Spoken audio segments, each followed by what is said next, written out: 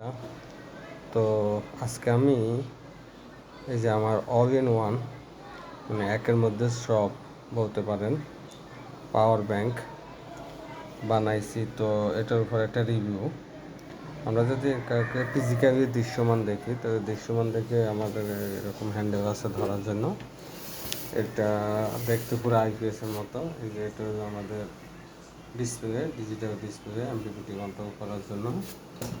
আর যদি আমরা এটার পিছনের অংশটা দেখি, পিছনের অংশতে এখানে আমরা দেখব এটা হইল স্মার্ট বিএমএস কন্ট্রোল, মানে ওয়াইফাই বিএমএস কন্ট্রোলের ডারি স্মার্ট বিএমএস 4S 100 এম্পিয়ার।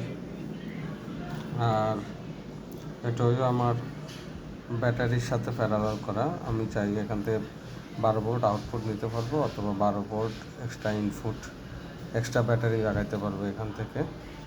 এটা হলো 220 আউটপুট দুইটা। এটা হলো এসি ইন, তারপরে হইল এটা হইল AC in breaker, AC out breaker. এটা হইল আমার এমপিপিটি পাওয়ার অন। এটা হইল এসি 220 যে ইনভার্টার, জংপা ইনভার্টার আছে ভিতরে 1000 ওয়াট, ওটা সুইচ অন। আর এটা হইল সোলার ইন এমপিপিটি। এমপিপিটি হইল 40 এম্পিয়ারের এমপিপিটি। বিওসি হইল 100 ভোল্টেজ। তো আমরা যখন এটা আসলে মূলত একটা পোর্টেবল পাওয়ার ব্যাংক, যেটাতে আমরা 12 ভোল্ট পাবো। এখানে 12 ভোল্ট সিস্টেম চালাতে পারবো ডিসি টু ডিসি। আর এখান থেকে আমরা 220 এসি নিতে পারবো। এটার ভিতরে সবই আছে। লিথিয়াম ব্যাটারি আছে হইল 100 এম্পিয়ারের, 12 ভোল্ট 100 এম্পিয়ার লিথিয়াম ব্যাটারি আছে। তো এটা দিয়ে যদি আমরা ফ্যান চালাই, তাই যে মোটামুটি একটা সিলিং ফ্যান 14 ঘন্টার কাছাকাছি ব্যাকআপ দিবে। তাই আমরা যেহেতু জংপা 1000, এটার মধ্যে লোড আমরা কখনো 300 বা 400 বেশি দেবো না, আর দরকার হবে না। এটা মূলত পোর্টেবল জিনিস তৈরি করা হয়েছে যেন গ্রামে অথবা আপনি যে কোনো জায়গায় এটাকে যাওয়ার সময়, ভ্রমণের সময় নিয়ে যেতে পারবেন। যেখানে আপনি সোলার থাকলে সোলার কানেক্ট করতে পারবেন, অথবা কারেন্ট দ্বারাও চার্জ করতে পারবেন এটাকে। তারপরে এটা মোটামুটি হাইব্রিডের মতো কাজ করবে। এই যেহেতু এখানে এমপিপিটি আছে, এমপিপিটি এটা আসলে কন্ট্রোলার না, এটা কনভার্টার। এটা থেকে আপনি চাইলে হাইব্রিডের মতো করা যায়, ডিসি এসি মানে এসিকে নিয়ন্ত্রণ করা যায়। তো যেমন আপনার ভোল্টেজ 12 একবার ফুল চার্জ হয়ে গেলে সে ভোল্টেজ 11.5-এর নিচে, আমি 11.5-এ সেট আপ করছি, না নামলে সে কারেন্ট থেকে, বিদ্যুৎ থেকে নিবে না। সে সরাসরি সোলার, পর্যাপ্ত পরিমাণ সোলার থেকে সরাসরি সোলার অথবা ব্যাটারি শেয়ারিং করে চলবে। তো এটা আমরা অন করি। অন করার জন্য এখানে দুটো সিস্টেম আছে। এক হইল, আমি প্রথমে বলছি, এটা হলো এমপিপিটি অন করার জন্য, আর এটা হলো জংপা 220 অন করার জন্য। তো আমরা যদি এমপিপিটি অন করতে যাই, এই সুইচটা দিয়ে অন করতে হবে। দেখি এমপিপিটি, আমরা এমপিপিটি অন করবো এখন। এই যে এমপিপিটি অন হয়ে গেছে। তো এমপিপিটি এটা হইল জেনেসিস মাজার ভাইয়ের এমপিপিটি, বক্সটাও জেনেসিসে। তা আমরা যদি এটাকে এমপিপিটি সেট আপ অবশ্যই সবাই জানেন, তারপরে বলতেছি এই দুইটা দিয়ে সাপ দিয়ে আমরা এভাবে করে সেট আপে ঢুকতে পারবো। তারপরে এখানে 4 নম্বর সেট আপ দেখাচ্ছে, আমরা চাইলে এই দুইটা দিয়ে 1 নম্বরে যেতে পারবো। ব্যাটারি ভোল্টেজ এখান থেকে আমরা দেখতেছি 13.3। তারপরে 2 নম্বরে হইল সোলার থেকে কত ভোল্টেজ আসতেছে এটা দেখাবে। তারপরে হইল সোলার থেকে কত অ্যাম্পিয়ার আসতেছে এটা দেখাবে, যেহেতু এখন রাতের বেলা সোলার কানেকশন নেই। ম্যাক্সিমাম কত অ্যাম্পিয়ার, এটা 40 অ্যাম্পিয়ার, এই জন্য 40-এ আমরা ব্লক রাখছি। তারপরে হইল চার্জিং অ্যাম্পিয়ার, সর্বোচ্চ ব্যাটারিকে চার্জ করবে 30 অ্যাম্পিয়ারে। তারপরে হইল হাইব্রিড লেভেল, কখন আপনার মানে এটা হাইব্রিড কখন লো ভোল্টেজ দিয়া এসিতে শিফট হয়ে যায়, সেটা 11.5-এ এসে। তারপরে হইল ফুল চার্জ কততে হবে। ফুল চার্জ যেহেতু আমার লিথিয়াম ব্যাটারি 14.6, সুতরাং আমি 14.6 রাখলাম full charge. Set up completed. এখন আপনি যখন সোলার লাগাবেন, এই দুইটা দিয়ে একবার ফাস্ট ট্র্যাকিং করতে হবে। আর যদি আপনি হাইব্রিড মোডে না চালায়, নর্মাল মোডে চালাইতেছেন, তাই এই দুইটা ধরে এক্সপ্রেস করলে নর্মাল হবে। আবার এই দুটো ধরে একসাথে প্রেস করবে, হাইব্রিড হবে। তো এটা এখান থেকে আপনি পুরোপুরি এটা হাইব্রিডের মতো কাজ করবে, যদিও এসি শেয়ারিং না, এটা সোলার এবং ডিসি ব্যাটারি শেয়ারিং। এইগুলো তো আপনার এখান থেকে লোকাল মনিটর করতে পারেন আপনি ব্যাটারি ভোল্টেজ, তারপরে কত অ্যাম্পিয়ারে চার্জ হচ্ছে, কত ওয়াট পাচ্ছেন সোলার থেকে, পিভি ভোল্টেজ কত, ডিউটি সাইকেল কত, এগুলো এখান থেকে মনিটর করা যাবে। ব্যাটারি কত পার্সেন্ট চার্জ আছে, কী রান হচ্ছে, এটা কি ইনভার্টার রান হচ্ছে না এসি, ডাইরেক্ট এসি রান হচ্ছে। এটা আমরা যখন এসি অন করব, যদি আমরা এখনও এসি অন করি নাই, এই যে এসি অন করি নাই, যখন এসি অন করবো এখানে ইনভার্টার রানের জায়গায় দেখাবে যে এসি মেইনস, আর যখন আমরা হাইব্রিডে চলবো এখানে হাইব্রিড দেখাবে। এই তো গেল আপনার মানে আমার সোলার এমপিপিটি অংশ, যেটা ইনভার্টারটাকে হাইব্রিড মেশিনের মতো, হাইব্রিড পিসিইউর মতো বা অফগ্রিড ব্যাটারি শেয়ারিংয়ের মতো কাজ করবে। কারণ হলো আমার পাওয়ারটাই দেওয়া আছে এমপিপিটি হইয়া, থ্রো ইনভার্টারে এমপিপিটি হয়ে গেছে, এখান থেকে পাওয়ারটা ঢুকছে, এই পাওয়ারটা গেছে হইলো এমপিপিটিতে, এমপিপিটি থেকে আপনার গেছে হইলো ইনভার্টার থেকে তারপরে পিছনে এই যে এখানে আউট হিসাবে আসছে। তো আমরা যদি দেখি এখন কিন্তু এখানে কারেন্ট নাই, দেখেন কারেন্ট নাই। আমরা যদি এখানে এখন সুইচ অন করি, তাই এখানে সরাসরি কারেন্ট চলে আসবে। আর যদি আমরা ইনভার্টার অন করতে চাই, তাই এটা দিয়ে আমার ইনভার্টার অন। আমি এখন ইনভার্টার অন করব। ইনভার্টার অন করে এই যে দেখাচ্ছি আমি, এই যে আমি একটা ফ্যান লাগালাম, ফ্যান লাগানোর পরে আমি ইনভার্টার অন করতেছি। ইনভার্টার অন হয়ে গেছে, এই যে আমার ফ্যানটা চালু হয়ে গেছে। এখন কিন্তু আমি এসি পাওয়ার এখনও দিই নাই। এখন আমি যদি এসি পাওয়ার দিই তাহলে কীভাবে দেখেন, এখানে এখন কিন্তু এখনও এসি দিই নেই, কিন্তু আমার এখানে ঠিকই কারেন্ট আছে, মানে আমার ইনভার্টার থেকে চলতেছে।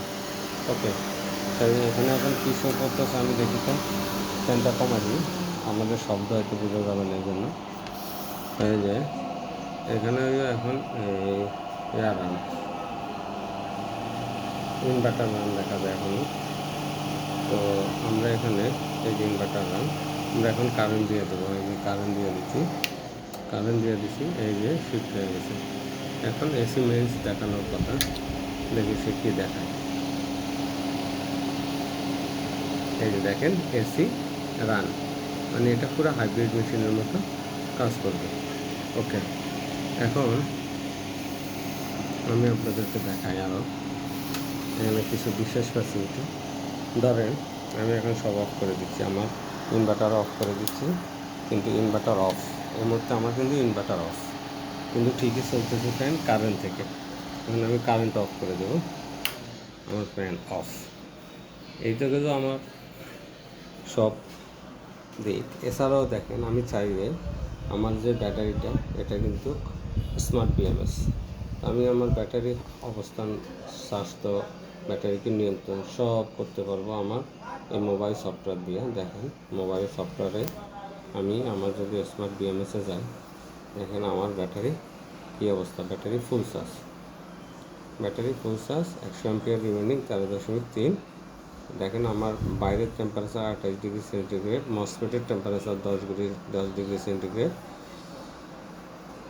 এই যে দেখেন আমার এখন এই 1 নম্বর সেলের ভোল্টেজ বেশি, সে ব্যালেন্সিং করতেছে। দেখেন প্রত্যেকটা সেলের ব্যালেন্স একটা ফুল ব্যালেন্স করা, 3.329, 3.329, 3.329, 3.328। দেখেন 4-এর একটু কমে গেছে, কিন্তু 1-এর মধ্যে আবার বেশি আছে, 1 থেকে সাইডে যায় সে ব্যালেন্স।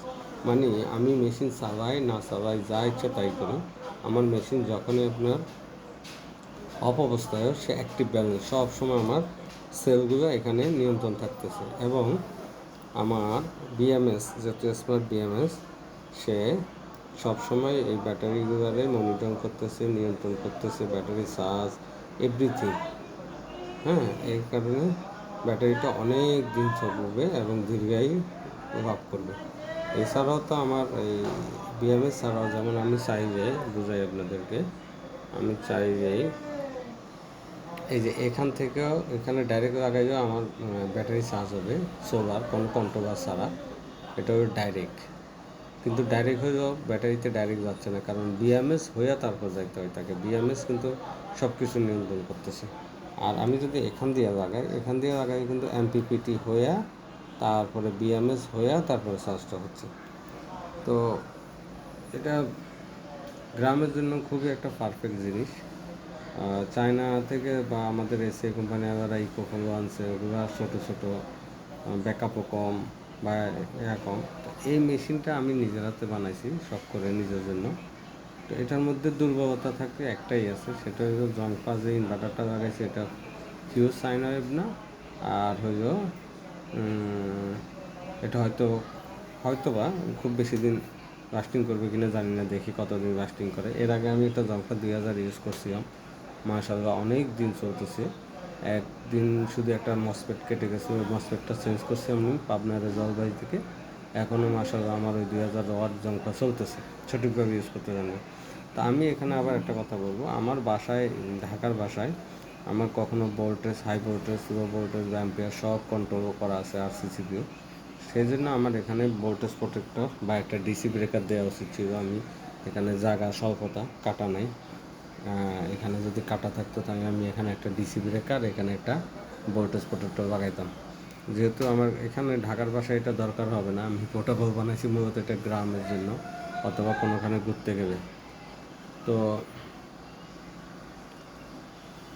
এখন আমি যখন গ্রামে যাব আমি কী করবো, এরকম একটা এক্সটেনশন বানাবো, ওর আউটারে একটা ভোল্টেজ প্রোটেক্টর দেবো। ভোল্টেজ প্রোটেক্টর দিয়ে আমার পুরো মেশিনটা ভোল্টেজ এবং অ্যাম্পিয়ার কন্ট্রোল হয়ে যাবে এবং আশা রাখি আমার মেশিনটা অনেক দিন টিকবে।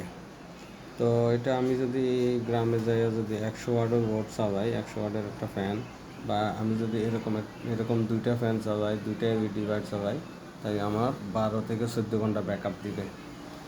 আর যদি আমি আরও বেশি চালাতে চাই, 300 ওয়াট বা 400 ওয়াট, তাহলে হয়তো আমার ব্যাকআপটা 7 ঘন্টা বা 8 ঘন্টায় নেমে যাবে।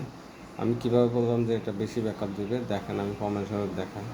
আপনারা যদি জানেন পড়ালেখা, পাওয়ারের একক হইল ওয়াট। ওয়াট কীভাবে হয়, ওয়াট বাইর হইল P equal to V into I. V মানে ভোল্টেজ, আই মানে অ্যাম্পিয়ার। তো দেখেন এইটাতে ভোল্টেজ মিনিং আছে কত, 13.3 ভোল্টেজ। তারপরে অ্যাম্পিয়ার আছে কত, 100। আমরা যদি ভি ইন্টু আই গুণ দিয়ে পি পাওয়ার পাবো, পাওয়ার হইল কত, তাই দেখেন 13.3 ইন্টু 100 যদি দিই, তাই এখানে 1330 ওয়াট আছে এখন রিমেনিং। তো আমার একটা ফ্যান, একটা সিলিং ফ্যান, আমি দেখাই কীরকম ফ্যান। এরকম একটা সিলিং ফ্যান টান হয়ে 90, 80, 85, 90। আর এরকম একটা এলইডি লাইট 15 ওয়াট। তো একটা এলইডি লাইট আর একটা ফ্যানও যদি চালা 100 ওয়াট। আর এরকম একটা ফ্যান টানে হলো 65 থেকে 70 ওয়াট।